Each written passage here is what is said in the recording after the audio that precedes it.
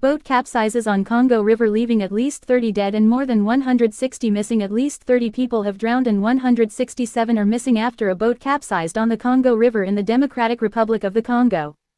Didier Bula, provincial health minister for Equator province in the country's northwest, said 189 people have been rescued and that the search is ongoing following the tragedy late on Friday. Mr. Bula said the locally made boat was overloaded, carrying more than 300 people, when it capsized at night near the city of Mbandaka. Volunteers have joined rescuers in the search for survivors and for bodies, while families have been mourning loved ones who were among the victims, officials added. "We think that the toll could climb," Mr. Bulu warned.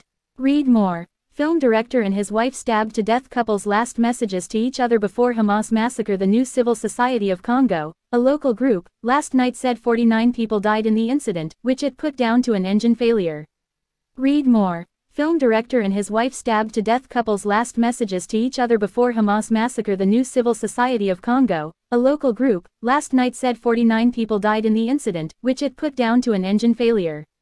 Contradictory figures relating to such incidents are common in the region. Deadly boat accidents occur regularly in Congolese waters, where vessels are frequently loaded well beyond their capacity.